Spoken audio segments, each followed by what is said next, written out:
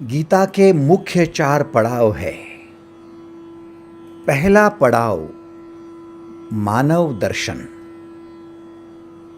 दूसरा पड़ाव है मानव धर्म, तीसरा पड़ाव है ईश्वर दर्शन और चौथा महत्वपूर्ण पड़ाव है ईश्वर भक्ति। ये 4 महत्वपूर्ण पड़ाव आपके जीवन का सार है। कोई यदि आपको पूछे कि गीता का रहस्य क्या है, गीता का सार क्या है, तो आप एक वाक्य में उसे बता पाए कि मानव का दर्शन, मानव का धर्म, ईश्वर का दर्शन और ईश्वर की भक्ति, यही गीता का सार है। मानव का दर्शन होना अनिवार्य है। हम अपनी आंखों से दूसरों को भले देख लेवे, ये हमारे स्थूल नेत्र है। आपके पास पड़ोस में होने वाली हर चीज को आप देख सकते हो अपनी आंखों द्वारा, लेकिन आप अपना आत्मनिरीक्षण केवल अपनी अंतर्चक्षुओं से ही कर सकते हो, स्थूल चक्षुओं से नहीं। यदि आप अपने भीतर झांकना चाहते हो तो ये स्थूल आंखें काम की नहीं है। इन स्थूल आंखों से भले ही आप विश्व को देख पाए, प्रकृति को देख पाए, आपके जीवन साथी को, परिजनों को, आपके पड़ोसियों को देख पाए, लेकिन आत्मनिरीक्षण करना, भीतर झांकना, अपनी मन की स्थिति क्या है, अपना स्वभाव क्या है, अपनी वृत्तियां क्या है, अपने कर्म क्या है, ये देखने के लिए इन स्थूल आंखों की जरूरत नहीं है। उसके लिए दिव्य चक्षु ही चाहिए। और गीता आपको ये दिव्य चक्षु प्रदान करती है। गीता आपको वो आंखें दिलवाती है जिन आंखों से आप अपने स्वभाव को पहचानने लगते हो कि मेरा स्वभाव सात्विक है, रजस है या फिर तमस से घिरा हुआ है। आप अपनी वृत्तियों को पहचानने लगते हो कि मेरी वृत्तियां जो कभी कभार ईश्वरीय हुआ करती थी, आज कहीं असुरी तो नहीं हो गई है। आप अपने कर्म को पहचानने लगते हो कि मेरा कर्म जो कर्तव्य कर्म था, कहीं मूढ़ कर्म तो नहीं हो रहा है। आप अपने मन की स्थिति को जानने लगते हो कि मेरी मन की स्थिति उत्तेजित तो नहीं, विचलित तो नहीं, जो कभी कभार स्थिर हुआ करती थी। इसका मतलब मानव का दर्शन करना, आत्मनिरीक्षण करना है। खुद को भीतर बाहर से दर्पण में देखना है। और दोस्तों, जब हम अपने खुद का दर्शन यथार्थ रूप से कर लेते हैं, तब हमें अपनी गलतियों का एहसास होने लगता है। मैं कहाँ चूक रहा हूँ, मुझे कहाँ सही करना चाहिए, मेरी गलती कहाँ हो रही है, मुझे कहाँ सुधारना चाहिए। और ध्यान दो, इस विश्व में जब तक मनुष्य जिंदा है वो गलतियां करते रहेगा। गलतियां वही करता है जो कुछ करने की चेष्टा करता है। जो सोया पड़ा है वो गलती क्या करेगा? बेहोश पड़ा है वो गलती क्या करेगा? जो कोमा में है वो गलती क्या करेगा? जो जग रहा है, कुछ करने जा रहा है, गलतियां भी उसी से होनी। अब क्या इन गलतियों के शिकार होकर अधर्म के रास्ते पर चलते रहे, या फिर अपनी गलतियों को सुधार कर धर्म का रास्ता माने शांति का रास्ता, माने प्रगति का रास्ता, विकास का रास्ता अपनाए, निश्चित ही हमें धर्म चाहिए। और धर्म है शांति, धर्म है जियो और जीने दो, धर्म है विकास, धर्म है एक दूसरे के साथ प्रेम मोहब्बत, ये धर्म है। हम अपनी गलतियों को देखें, उन्हें सुधारें और अपने जीवन को पूर्ण बनाने के लिए यथार्थ रूप से धर्म को अपनाकर धार्मिक बनकर उस रास्ते पर चलते रहें। धर्म का अर्थ कदापि नहीं कि हम मंदिर की चौखट में जाकर बैठे, मस्जिद चर्च गुरुद्वारों में जाकर बैठे। धर्म का अर्थ है जियो और जीने दो, इस विचार को अपनाएं। आनंद से, खुशियों से जिए, प्रेम से, विश्वास से जिए और दूसरों में वैसा ही जीने का एक आश्वासन निर्माण करते जाए।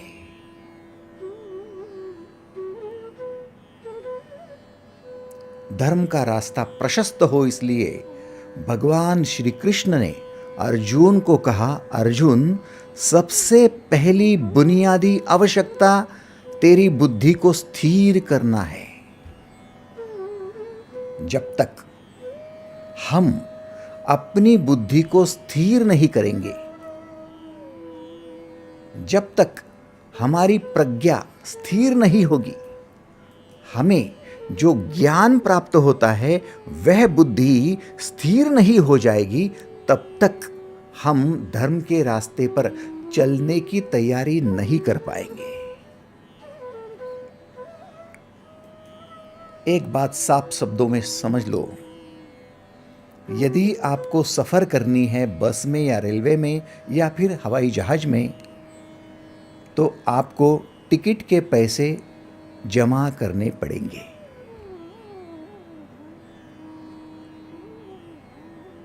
आप बुकिंग ऑफिस पर जाएंगे और कहेंगे, भाई साहब मुझे यात्रा करनी है, मुझे ट्रेन में प्रवेश दे दीजिए। वे कहेंगे टिकट के पैसे लाओ। आप कहेंगे भाई पैसे तो नहीं है, तो बुकिंग क्लर्क कहेगा, भैया जी कल आओ, पैसे लेकर आओ, बुकिंग हो जाएगी। कल भी ट्रेन जाती है, परसों भी जाएगी, 4 साल बाद भी जाएगी, लेकिन आपको पैसे जुटाकर ही आना पड़ेगा। बिना पैसे के ट्रेन में आपको प्रवेश नहीं मिलेगा। ऐसा नहीं है कि आज ही ट्रेन जा रही है, कल भी जाएंगी। दोस्तों, धर्म के रास्ते पर आप कभी भी सवार हो सकते हो, आज भी, कल भी, 4 साल बाद भी, अगले जन्म में भी। लेकिन धर्म के रास्ते पर यदि चलना चाहते हो तो टिकट के पैसे जुटाओ और सबसे पहला टिकट कटवाओ अपने बुद्धि को स्थिर करने का। जब तक बुद्धि ही स्थिर नहीं है, स्थित प्रज्ञ ही नहीं हुए हो, तो धर्म क्या, शांति क्या, विकास क्या, प्रगति क्या, प्रेम क्या, सारा कुछ धरा का धरा रह जाएगा। केवल ग्रंथ पढ़ने से या श्लोक मुखोद्गत करने से आपको धर्म हासिल नहीं होगा। संपूर्ण गीता, 700 श्लोकों की गीता आपने मुखोद्गत कर ली, याद कर ली, लेकिन वो तोता रटन हो जाएगी यदि आपकी बुद्धि स्थिर नहीं है। तो मन शांत नहीं है, मन शांत नहीं है तो फिर विचार सकारात्मक नहीं है, विचार सकारात्मक नहीं है तो फिर क्रिएटिविटी भी नहीं होगी। क्रिएटिव नहीं बनोगे, कोई कंस्ट्रक्टिव वर्क आपसे नहीं होगा, कोई कंस्ट्रक्टिव वर्क नहीं होगा, आप सर्विसेज प्रोवाइड नहीं कर पाओगे, आपसे सेवा नहीं होगी, और यदि सेवा ही नहीं करते हो तो मेवा कहाँ से मिलेगा। जिसकी अपेक्षा से जीवन जी रहे हो, कुछ नहीं मिलेगा। ये जीवन संघर्ष बन जाएगा। ये जीवन जो उत्सव बन सकता है, वो जीवन नरकमय बन जाएगा। तो बात जाहिर सी है, रास्ता धर्म का है और धर्म के रास्ते के लिए टिकट कटवाना है बुद्धि को स्थिर करने का, स्थितप्रज्ञ होने का।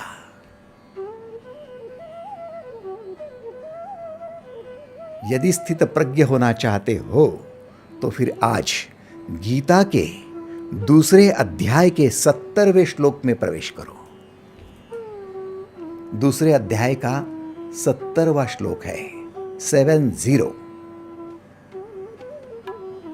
आपूर्यमाणं चलं प्रतिष्ठं समुद्रमापः प्रवश्यन्ति यद्वत् तद्वत् कामायं प्रवश्यन्ति सर्वे स शान्तिमाप्नोति न कामकामी।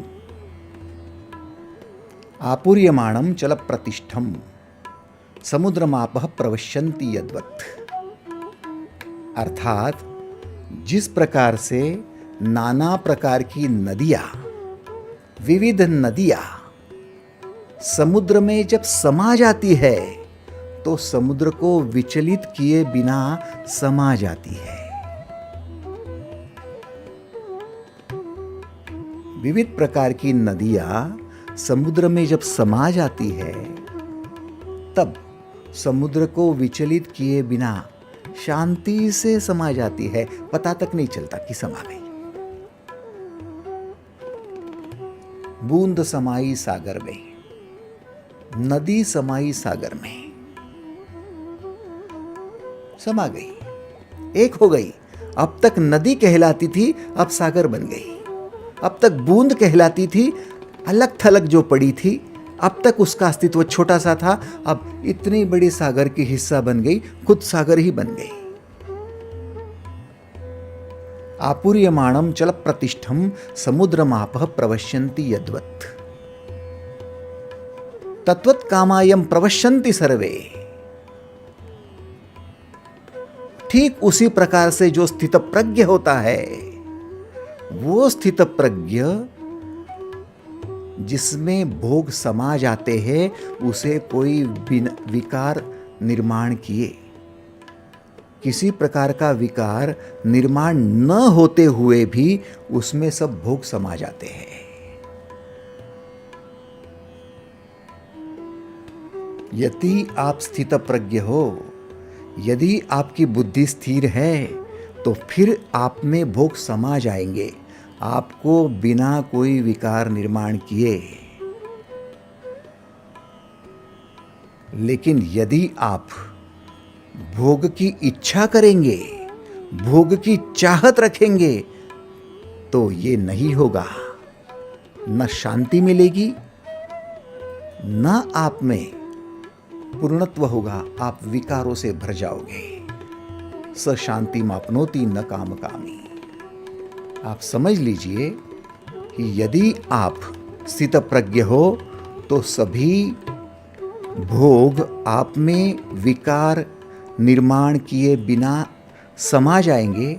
लेकिन यदि आप भोग की इच्छा रखते हो, भोग की कामना करते हो, तो आप शांत नहीं हो पाएंगे, स्थितप्रज्ञ नहीं हो पाएंगे और नहीं आप में कोई किसी प्रकार की पूर्णत्व आएगी, आप विकारों से ग्रस्त हो जाओगे।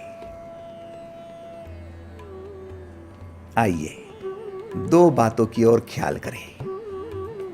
एक है योग और दूसरा है भोग।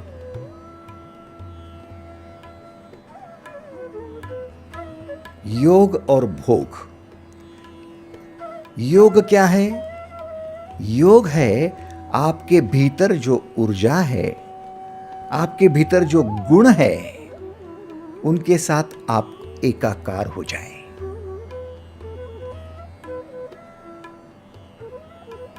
योग है जब तक आपकी छत पर बल्ब लगा हुआ है लेकिन वो इलेक्ट्रिसिटी से जुड़ा नहीं है, स्विच ऑन नहीं करते हो, योग नहीं आएगा।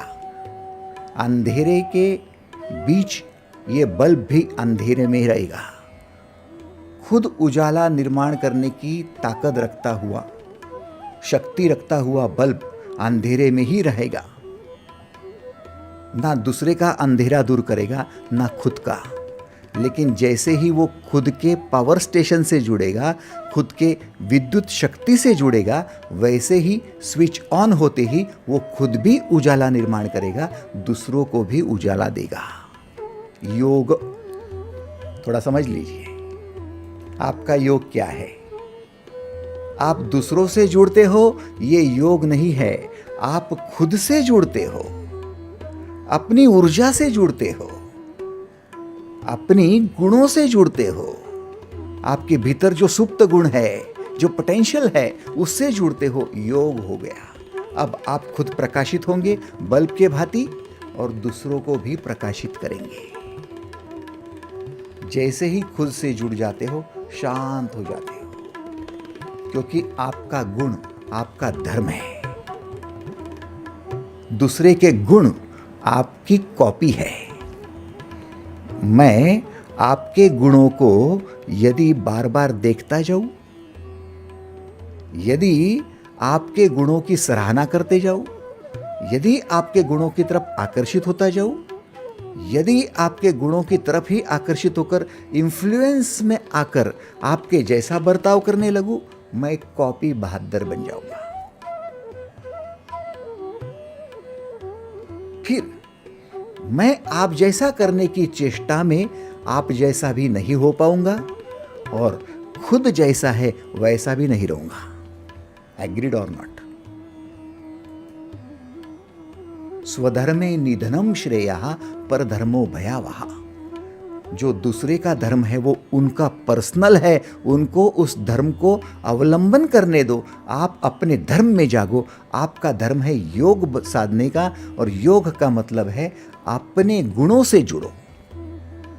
आपका गुण देखो। लता मंगेशकर खुद के गुणों से जुड़ी, इसलिए प्रभावित हो पाई।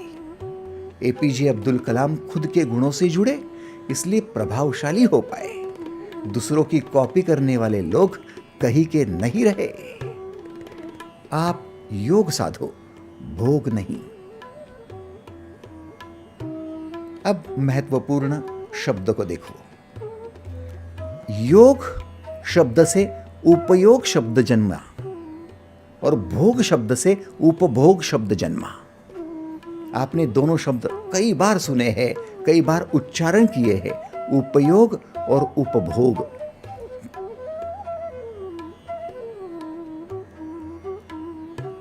उपयोग और उपभोग दोनों में अंतर क्या है? उपयोग ज्यादा अच्छा है या उपभोग ज्यादा अच्छा है? अब समझ लीजिए उपभोग का अर्थ क्या है। उपभोग का अर्थ है अपनी संतुष्टि के लिए किसी का इस्तेमाल करना। थोड़ा समझ लीजिए, उपभोग का अर्थ क्या है? अपनी संतुष्टि के लिए किसी का इस्तेमाल करना। जीवन साथी का उपभोग, इसका मतलब अपनी संतुष्टि के लिए जीवन साथी का इस्तेमाल होना। पैसे का उपभोग, अपनी संतुष्टि के लिए पैसों का उपभोग, इस्तेमाल। प्रकृति का उपभोग, पानी का उपभोग, अपनी संतुष्टि के लिए पानी का इस्तेमाल कर रहे हो। उपभोग का मतलब है आपके पास पड़ोस में ब्रह्मांड ने जो कुछ आपके लिए जो कुछ प्रकट किया है उसका इस्तेमाल करते जाओ अपनी संतुष्टि के लिए। उपभोग करना। और उपयोग क्या है? उपयोग का अर्थ है जो कुछ पा रहे हो उसका मूल्य चुकाना। जो कुछ आपको मिल रहा है उसका मूल्य चुकाना, उपयोग करना। जीवन साथी का उपयोग कर रहे हो, इसका मतलब इस्तेमाल नहीं कर रहे हो, अपनी संतुष्टि के लिए नहीं कर रहे हो। जो कुछ पत्नी से पा रहे हो उसका मूल्य उसे चुका रहे हो। उपयोग कर रहे हो। प्रकृति से पानी पा रहे हो तो पानी का भी मूल्य चुका रहे हो। प्रकृति से हवा पा रहे हो तो उसका भी मूल्य चुका रहे हो। जब उपभोग करते हो, इस्तेमाल करते हो तो उसका ख्याल नहीं करना पड़ता, लेकिन उपयोग करते हो तो उसका ख्याल पहले करना पड़ता है। आपके पास साइकिल है, मोटरसाइकिल है, उसका उपयोग ले रहे हो तो उसका इस्तेमाल नहीं कर रहे हो, उसका ख्याल कर रहे हो, उसका मूल्य चुका रहे हो। आज वातावरण में प्रदूषण क्यों है? ग्लोबल वार्मिंग क्यों है? क्योंकि आप उपभोग करने लगे, उपभोक्ता बन गए, उपयोग करने वाले नहीं रहे। अपनी संतुष्टि के लिए वातावरण का आप केवल इस्तेमाल करने जा रहे हो, आप उसका मूल्य नहीं चुका रहे हो। पेड़ों का मूल्य नहीं चुका रहे हो, प्रकृति का मूल्य नहीं चुका रहे हो, जीवन साथी का, परिजनों का, भाई बहनों का मूल्य नहीं चुका रहे हो। यदि आप उपयोग का पक्ष ले लेवे तो आप उनको भी मूल्यवान बना देंगे। जैसी संतुष्टि आपको चाहिए वैसे संतुष्टि उनको भी चाहिए। देवान भावयतानि न ते देवा भावयन्तु वहा परस्परम भावयन्तः श्रेयः परम वाप्स्यथा। अरे अर्जुन, तू ऐसा न समझ कि तू ही देव बनकर आया है और बाकी सबको तू इस्तेमाल करते रहेगा। देवान भावयतानि न ते देवा भावयन्तु वहा। ये गीता का श्लोक क्या कहता है? ये समझाता है कि हम परस्परम भावयन्तः, दूसरों को भी उतना ही महत्व दे जितना महत्व खुद को देने जा रहे हो। एक दूसरे का पोषण तभी होगा। प्रकृति का इस्तेमाल न करो, उपयोग करो। जीवन साथी का इस्तेमाल न करो, उपयोग करो। भाई बहनों का, परिजनों का, या फिर आपके पास जो कुछ चीजें होंगी, हाथ में लिया हुआ पेन या फिर आपकी मेज पर रखी हुई आपकी नोटबुक, कुछ भी हो आपके पास, आप इनका उपयोग करना सीख लो। उपयोग माने योग, उपभोग माने भोग। जो भोगी है वो कामनामयी हो जाता है। जो भोगी है वो चाहत रखता है भोग भोगने की, लेकिन उपयोगी चाहत रखे बिना सब कुछ पा लेता है, क्योंकि उपयोग करना उसे आता है। दोनों बातों में बहुत बड़ा फर्क है। भाई साहब, सारी दुनिया आपके उपयोग के लिए है। आप तो जीवन साथी की बात करते हो, आप रिश्तेदारों की बात करते हो, आप पैसे की बात करते हो। आपके घर में डस्टबिन, जिसको किसी कोने में रखा जाता है, जिसमें कूड़ा कचरा रखा जाता है, जिसको आप भले ज्यादा महत्व नहीं देते होंगे, लेकिन उस डस्टबिन पर भी लिखा होता है यूज मी। मेरा उपयोग करो, मेरा इस्तेमाल मत करो, मेरा उपयोग करो। यदि आप धर्म के रास्ते पर चलना चाहते हो, आपको शांति चाहिए, तो शांति का मार्ग प्रशस्त होगा उपयोगिता से, उपभोक्ता बनने से नहीं।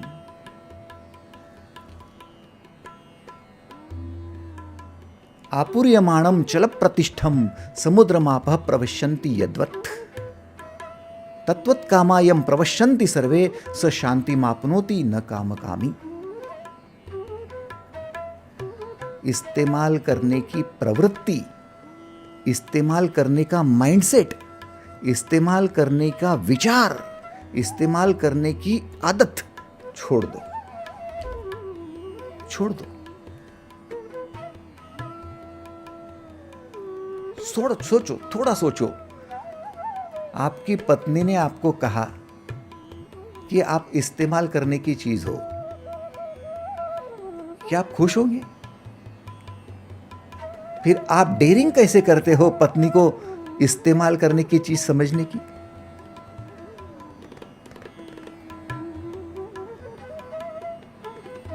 क्या आपके बच्चे इस्तेमाल करने की बात है? क्या प्रकृति इस्तेमाल करने की बात है? नहीं, उपयोग में लाओ। ये उपयोग में लाने की बात है।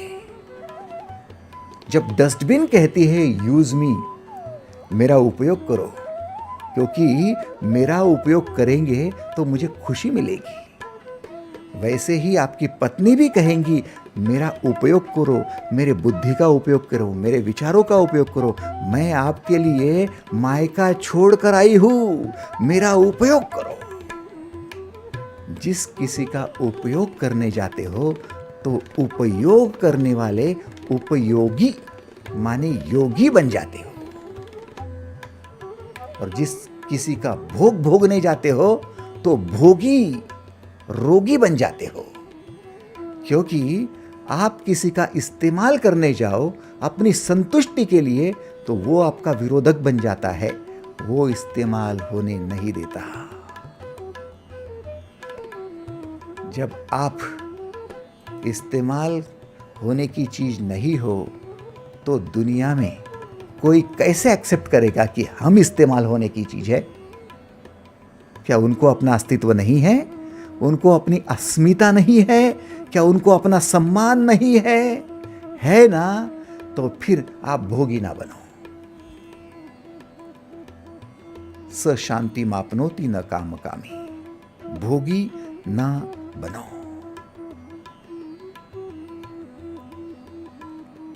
क्या फर्क पड़ जाता है साहब? भोगी बनने की माइंडसेट क्या होती है, विचारधारा क्या होती है, और योगी बनने की विचारधारा क्या होती है? जो व्यक्ति उपभोग करना चाहता है वो केवल फायदा देखता है। थोड़ा समझ लीजिए, जो व्यक्ति भोगना चाहता है, चाहे जीवन साथी हो, चाहे बच्चे हो, चाहे फिर आपका नौकरी व्यवसाय हो, जो भी कुछ हो, जो व्यक्ति भोगना चाहता है वो केवल अपना फायदा देखता है, अपना लाभ देखता है कि मुझे क्या मिलेगा। फिर जो केवल अपना फायदा देखता है और यदि फायदा हुआ तो उत्तेजित हो जाता है, यदि फायदा नहीं हुआ तो विचलित हो जाता है।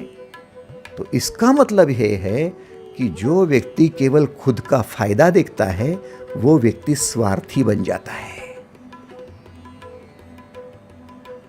अपना फायदा करने के लिए चाहे फिर वो दूसरे को नोच सकता है, अपना लाभ देखने के लिए चाहे फिर वो भ्रष्टाचार कर सकता है, चाहे दुराचार कर सकता है, बलात्कार कर सकता है, अपनी संतुष्टि के लिए वो गलत रास्ते पर जा सकता है, उसे कहते अधर्म।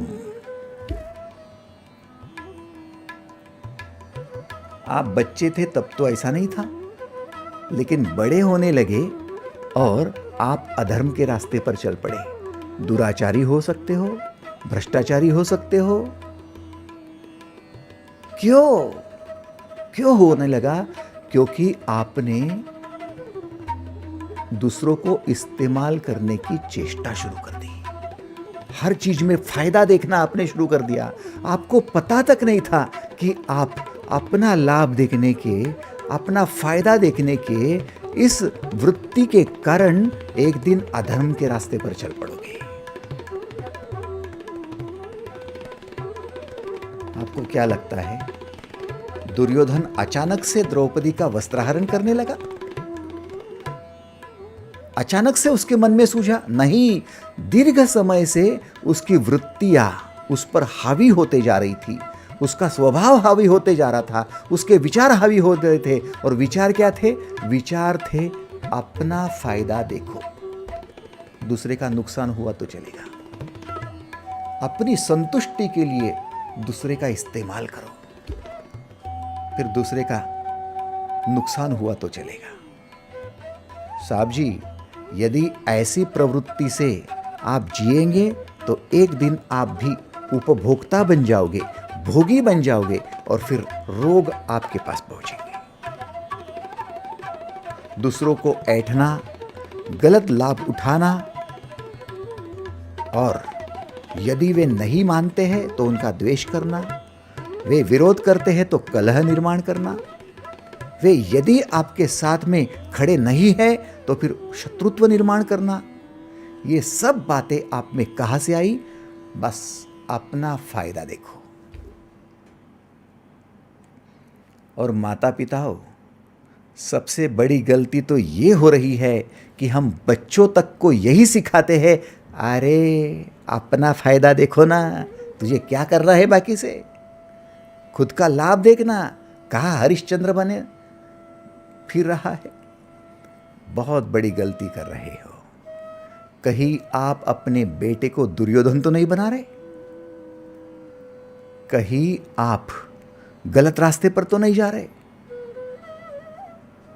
क्योंकि शुरुआत फायदे के विचार से होती है। जो भोगी होता है वो भोगी केवल अपना फायदा दिखता है। बैलेंस शीट यदि प्रॉफिट और लॉस की हो तो लॉस किसी को नहीं सुहाता, वो प्रॉफिट की ओर ही जाएगा। समझ रहे हो ना आप?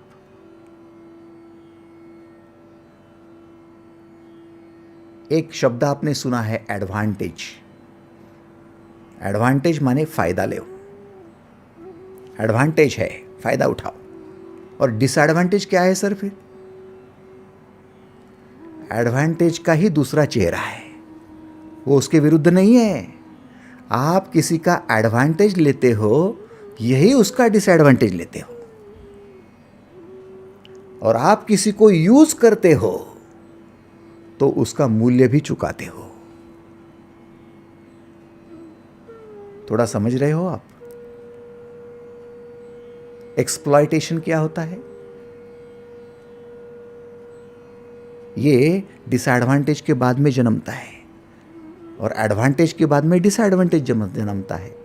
दीर्घ समय तक आपकी पत्नी कहेंगी, आप मेरा फायदा ही उठा रहे हो, मेरा फायदा ही उठा रहे हो। इसका मतलब आप मेरा डिसएडवांटेज उठा रहे हो। समझ रहे हो ना? इसलिए एडवांटेज, डिसएडवांटेज, एक्सप्लॉयटेशन, ये सारी बातें एक है। आप उसको अलग नहीं जानो। अलग कौन है? यूजफुल है, जो उपयोगी है। दोनों में बुनियादी फर्क है साहब, दोनों में फर्क है। कई बार हमारे मन में आता है,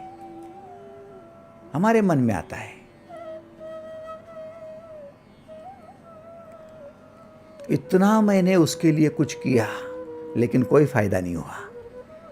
इसका मतलब क्या है? आप क्या चाहते थे? फायदा चाहते थे। मैंने मेरे बच्चों के लिए क्या कुछ नहीं किया, सब कुछ न्योछावर कर दिया, दिन रात मेहनत की, लेकिन क्या फायदा हुआ? अच्छा व्यापारी माता जी, आपको फायदा चाहिए था, क्या फायदा है, क्या वैल्यू है मेरी, क्या क्रेडिट है मेरा? आप अपनी वैल्यू फायदे में देखते हैं। मेरी वैल्यू क्या है? हाँ, मैं मायका छोड़कर यहाँ आ गई, 10 साल से मैं इस परिवार के लिए कष्ट उठा रही हूँ, और मेरी क्या वैल्यू है? इसका मतलब मैंने मायका छोड़कर गलती कर दी और मेरा यहाँ कोई फायदा ही नहीं आकर। आप फायदा देख रहे हो ना, आप अशांत हो जाओगे। स शांति मापनोति न काम कामी। आप फायदे की इच्छा कर रहे हो, इसका मतलब भोग की इच्छा कर रहे हो, क्योंकि सबसे बड़ा भोग है हमको श्रेय मिले, हमको श्रेष्ठता मिले। यह सबसे बड़ा भोग है। सबसे बड़ा फायदा क्या है? मुझे कोई देख रहा है, मुझे कोई महान कह रहा है, मुझे कोई श्रेष्ठ कह रहा है, इससे बड़ा और क्या फायदा होगा?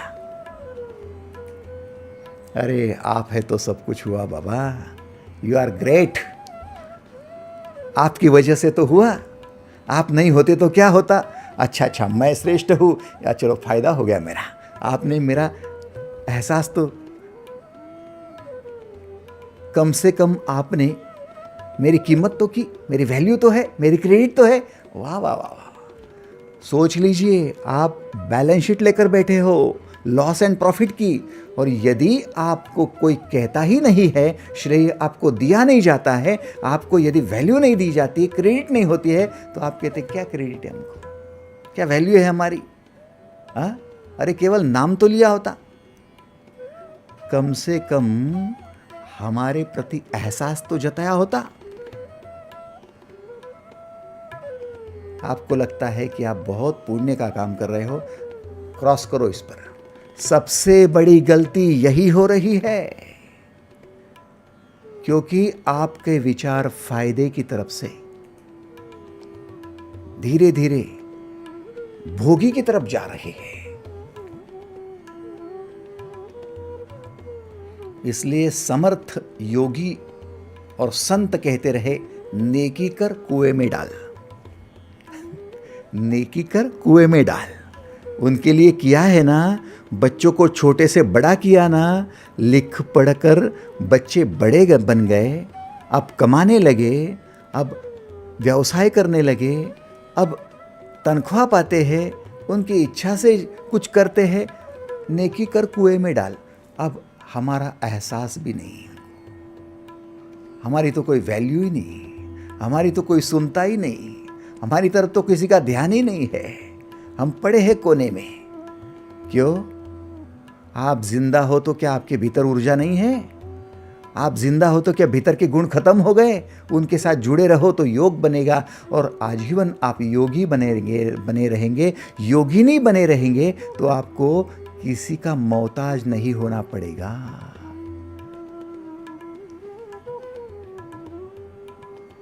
आपको दूसरे क्या श्रेष्ठत्व देंगे? आप खुद में श्रेष्ठ बन सकते हो यदि अपने पावर स्टेशन से जुड़ेंगे तो। बल्ब को दूसरे क्या श्रेष्ठत्व देंगे? बल्ब यदि रोता रहेगा कि मुझे कोई श्रेष्ठ नहीं कहता, तो बल्ब रोता ही रहेगा। लेकिन अपने पावर स्टेशन से जुड़ जाएगा, स्विच ऑन हो जाएगा, तो प्रकाशित हो जाएगा। आप श्रेष्ठत्व की बात करने की जरूरत ही नहीं है, वो है ही श्रेष्ठ। एग्रीड और नॉट?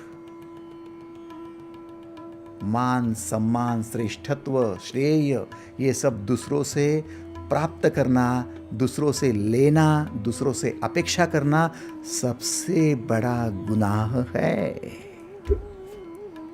सबसे बड़ा गुनाह है। और यहीं पर आप फंस रहे हो। ध्यान दो, हमें वैल्यू नहीं, हमारा कोई क्रेडिट नहीं, ये सारी बातें, या फिर हम किसी को उपकार नहीं, किसी को महत्व नहीं। हमने तो लोगों के लिए खूब किया। अरे मैंने तो सांप को दूध पिलाया,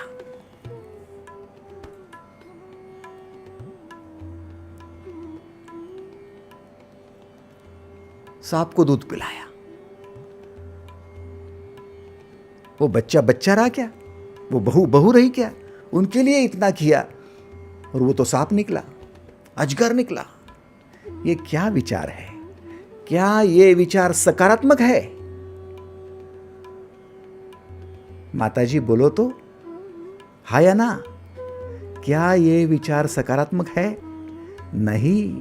ये विचार यदि नकारात्मक है, तो आपकी नकारात्मकता आपको क्रिएटिव बनाएगी, कंस्ट्रक्टिव बनाएगी। क्या आप सेवा कर पाएंगे? फिर मेवा कहां से मिलेगा? कर्म का सिद्धांत अटल है, और फिर कहीं के नहीं रहोगे, जीवन नरकमय बन जाएगा। इसीलिए चाहिए कि हम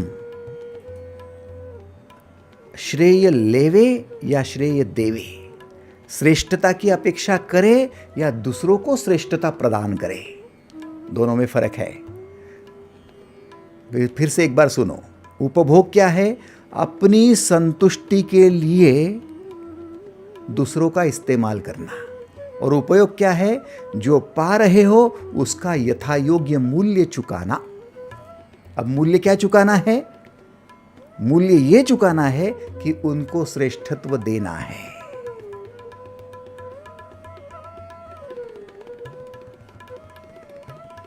उनको श्रेष्ठत्व देना है, उनसे श्रेष्ठत्व पाना नहीं है। आपकी पत्नी आपके लिए रसोई बना रही है, आपके लिए उसने गरम गरम खाना लाया है और आप उसे कह रहे हो कि मैं थका मांधा इतना कष्ट करके आता हूं और तू समय पर नहीं लाती है। मैं इतना ग्रेट, मैं पैसा कमाता हूं और मेरा ख्याल नहीं रखती है, मेरा ध्यान नहीं देती है। वो नाराज हो जाएगी। लेकिन आप कितने भी थके हो, आपकी पत्नी ने आपको हाथ में भोजन की थाली दी है, रेडीमेड आपके सामने पंच पकवान पड़े हुए हैं, सब कुछ भोली में थाली में आपके परोसा हुआ है। आप उसका श्रेय उसको देना चाहिए कि थैंक यू, धन्यवाद। जब आप पत्नी को श्रेष्ठत्व देते हो तब पत्नी अधिक खुश हो जाती है, आनंदित हो जाती है और उसकी खुशियां इतनी बढ़ती है, वो और आपके लिए कुछ उपयोगी बनने की चेष्टा करती है। आपके लिए भोजन का भोग तो था ही था, लेकिन पत्नी अब और ज़्यादा उपयोगी बनने की चेष्टा करती है। आपको पूर्ण करने के लिए वो आप में समा जाती है। ध्यान देना, समुद्र में नदियाँ जिस प्रकार से शांति से समा जाती है, वैसे स्थित प्रज्ञ व्यक्ति के भीतर भोग शांति से समा जाते हैं। दूसरों को यदि श्रेष्ठत्व देना पसंद करोगे तो दूसरे आपके लिए प्राण तक न्योछावर करने को तैयार हो जाएंगे। शिवाजी महाराज जो अपने सैनिकों को श्रेष्ठत्व देते थे, तो सैनिक शिवाजी महाराज के लिए प्राण तक न्योछावर कर देते थे। फिर तानाजी हो या बाजी प्रभु हो, कितनों ने अपने प्राण की आहुतियां दे दी। कारण क्या था? शिवाजी महाराज योगी थे, समर्थ योगी थे। योग क्या था? अपने गुणों से, अपने ऊर्जा से जुड़े हुए थे और लोगों को श्रेष्ठत्व देना उन्हें आता था।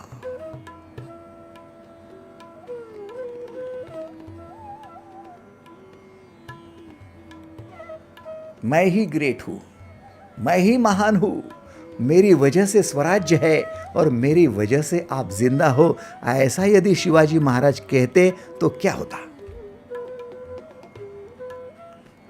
औरंगजेब और आदिल शाह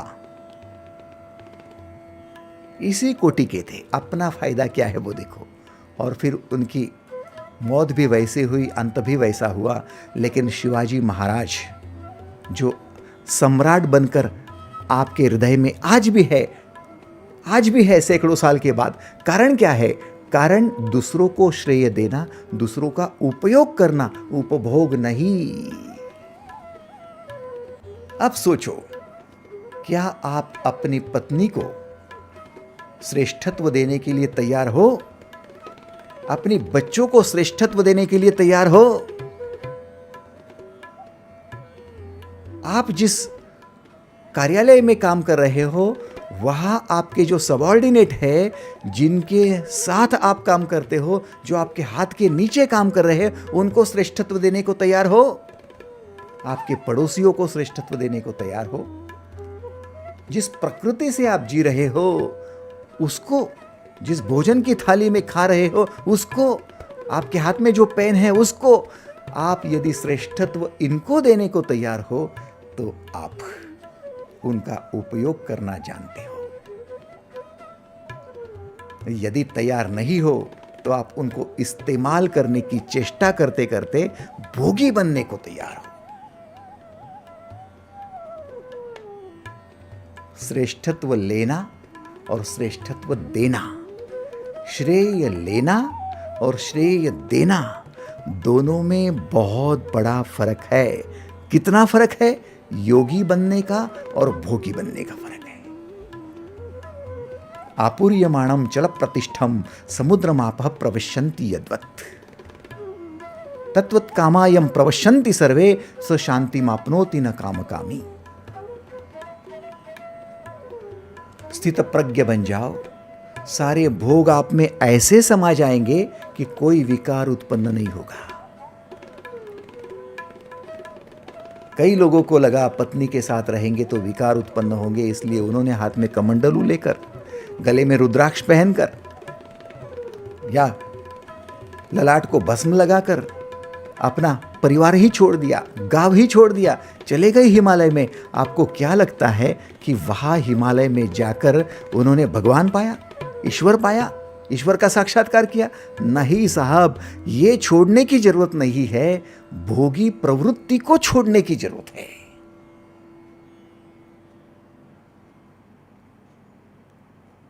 उसी पत्नी के साथ रहो, वो लक्ष्मी बन जाएगी। उसी पति के साथ रहो, वो नारायण बन जाएगा। उन्हीं बच्चों के साथ रहो जो राम श्याम बन जाएंगे। बस आवश्यकता क्या है? उनको श्रेय देते जाओ, उनको श्रेष्ठत्व देते जाओ, और योग साधने के लिए खुद के भीतर अपने गुण और जो ऊर्जा है उसके साथ जुड़ते जाओ।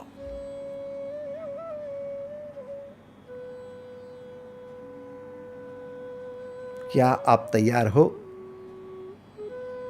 आप में से कितने लोग हैं जो दूसरों से श्रेय पाने के लिए, दूसरों से श्रेष्ठत्व पाने के लिए बिल्कुल भी नहीं, लेकिन दूसरों को श्रेष्ठत्व देने के लिए तैयार है?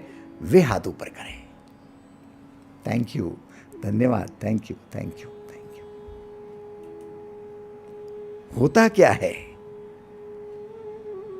जब हम सकारात्मक हो जाते हैं तो दूसरों को श्रेष्ठत्व देते हैं, उनको हम सहभागी बना लेते हैं। अपना कार्य जो अकेले से नहीं होता, वो कार्य दूसरों के सहयोग से, सहकार्य से कंप्लीट करना चाहते हो तो पहली बुनियादी बात है, उनको श्रेष्ठत्व दो। ये सकारात्मकता है।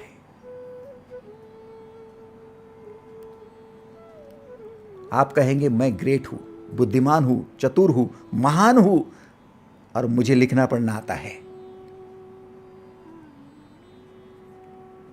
और मेरे हाथ में जो पेन है, जो कलम है, वो क्या बात है? भाई साहब, उस कलम को यदि श्रेष्ठत्व नहीं देंगे, इंपॉर्टेंस नहीं देंगे, महत्व नहीं देखेंगे तो लिखेंगे क्या? आता होगा आपको लिखना, लेकिन कलम ही नदारद है, कलम ही मौजूद नहीं है तो लिखेंगे क्या?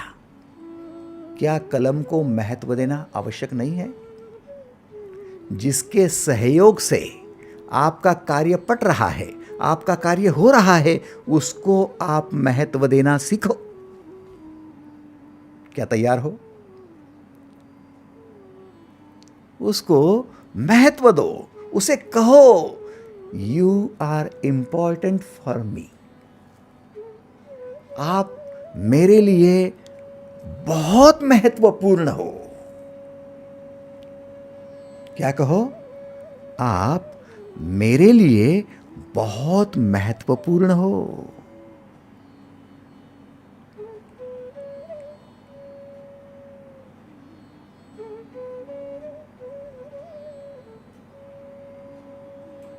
दीदी, थोड़ी सी ताकत लगाओ। और आज किचन में जो बहू इस प्रोग्राम होने के बाद में आप देख रहे हो, जो आपके लिए भले चाय बना रही है, नाश्ता बना रही है, केवल उसके पास पहुंचो और उसका हाथ हाथ में लेकर, दीदी मैं समझा रहा हूं, उसका हाथ हाथ में लेकर, उसके आंखों में आंखें डालकर, केवल थोड़ा सा मुस्कुराते हुए, चेहरा हंसता हुआ, खिलता हुआ, केवल उससे कहो आप मेरे लिए बहुत महत्वपूर्ण हो। कहो तो, कहो तो। भाई साहब, सेशन होने के बाद में पत्नी का हाथ हाथ में लेकर, आंखों में आंखें डालकर, मुस्कुराते हुए थोड़ा कहो तो आप मेरे लिए बहुत महत्वपूर्ण हो। You are important for me. आगे क्या होगा मुझे कहने की जरूरत नहीं है, कोई जरूरत नहीं है। कोई जरूरत नहीं है। कैसे प्रेम की नदियां बहेंगी देखो। आपने क्या कर दिया? आपने कोई राजनीति की है? कोई राजनीति नहीं, कोई पॉलिटिक्स नहीं। आपने उनका महत्व जाना है, क्योंकि सचमुच वो आपके लिए महत्वपूर्ण है और आपने वो महत्व जताया है, एक्सप्रेस किया है, उनको श्रेय दिया है, उनको श्रेष्ठत्व दिया है। You are important for me. योगी बन गए आप, योगी बन गए।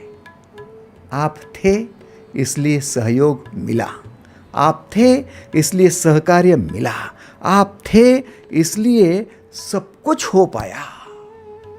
इसे कहते इक्वेनिमिटी, इसे कहते समता। भोगी के पास कोई समता नहीं होती। मैं श्रेष्ठ हूं, मेरे लिए यह है। और योगी कहता है हम सब एक है।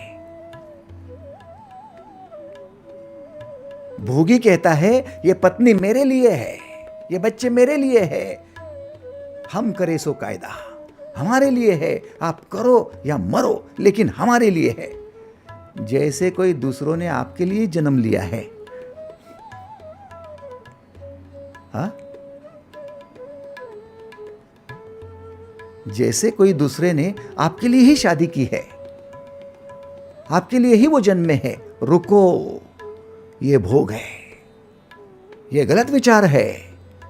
लेकिन आप यदि कहेंगे आप मेरे लिए बहुत महत्वपूर्ण हो, आप यदि कहेंगे आपकी वजह से सहयोग मिला, आपकी वजह से सहकार्य हुआ, आपकी वजह से सब हुआ, ये समता है। और समता कहती हम सब एक है, समता कहती हम सब साथ साथ है, हम साथ साथ है। कितना अच्छा लगता है। बिना दिवाली के दिए जलाए आपके घर में दिवाली होगी, लेकिन दिवाली के दिए भले ही जला लो, भले ही आप आतिशबाजी कर लो, भले ही रोशनाई लगा लो, लेकिन मैं ग्रेट हूं और मुझे श्रेय नहीं मिलता, मुझे श्रेष्ठत्व नहीं मिलता। आप इस्तेमाल करने की चीज हो, मेरे लिए करो, मरो, कुछ भी करो, कोई दिवाली नहीं होगी, मातम होगा, अंधेरा होगा। बुनियादी फर्क है। उपभोग करना और उपयोग करना दोनों में बुनियादी फर्क है। हम यदि अपना श्रेष्ठत्व जताने की कोशिश करेंगे ना, तो मन में ऐसे ही विचार आएगा कि मैंने ही तो किया है, मेरी वजह से तो आप हो, वरना कहाँ थे आप? कहां से उठा के लाया था पता है आपको? क्या था आपके मायके में? क्या मिल रहा था? कार थी, मैंने कार दी। गहने थे, मैंने गहने दिए। कभी देखे थे ऐसे वस्त्र? मैंने दिए। क्या लगता है आपकी पत्नी बड़ी खुश होगी? क्या लगता है? बच्चों को कहते क्या थे रे आप? हमने चलना सिखाया, हमने बोलना सिखाया, फुटपाथ पर पड़े रहते थे। ओहो, ये विचार कि मैंने ही किया। दूसरा विचार हमारा गलत कि मैंने खूब कष्ट उठाए और ये इतना बड़ा सब साम्राज्य खड़ा किया। अच्छा हुआ बाबा, मैंने खूब कष्ट उठाए, इतना बड़ा साम्राज्य खड़ा किया, बड़े कठिन दिन निकाले मैंने, बहुत कष्ट। मैं था इसलिए हो पाया, वरना क्या होता था? हाँ, मैं नहीं होता तो पता चलता था क्या होता। ये सारी बातें आपके अहंकार को पोषित करती है, और अहंकार जहां होता है वहां पर अधर्म के सिवा कुछ नहीं होता, अशांति के अलावा कुछ नहीं होता। वहां मातम होता है, वहां पर केवल झगड़े होते हैं, वहां युद्ध होते हैं। दुर्योधन के साथ क्या हुआ सोचो। You are important for me. आप मेरे लिए महत्वपूर्ण हो। आपके सहयोग से सब हो रहा है, आपके सहकार्य से ही हो रहा है। हम सब एक है, हम साथ साथ है। कितने सुंदर वचन है ये। इन वचनों को आप अपने नोटबुक में नहीं, अपने हृदय में अंकित करना जानो। नजर बदल जाएगी, नजारे बदल जाएंगे, सब कुछ बदल जाएगा। स शांति मापनोति न काम कामी। यदि आप भोग की अपेक्षा करेंगे, फायदा देखेंगे, हर चीज में लाभ देखेंगे, तो फिर ये नहीं होगा। लेकिन हर चीज का उपयोग करने जाओगे तो फिर ये होगा, फिर ये होगा।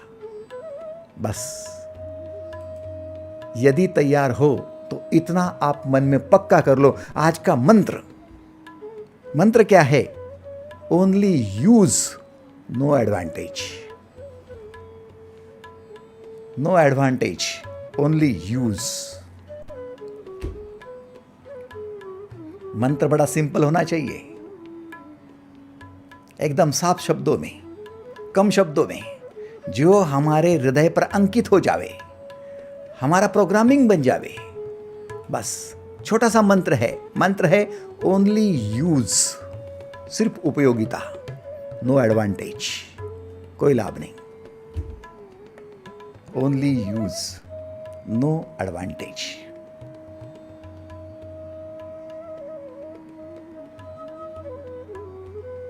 आज के लिए बस इतना ही। धन्यवाद।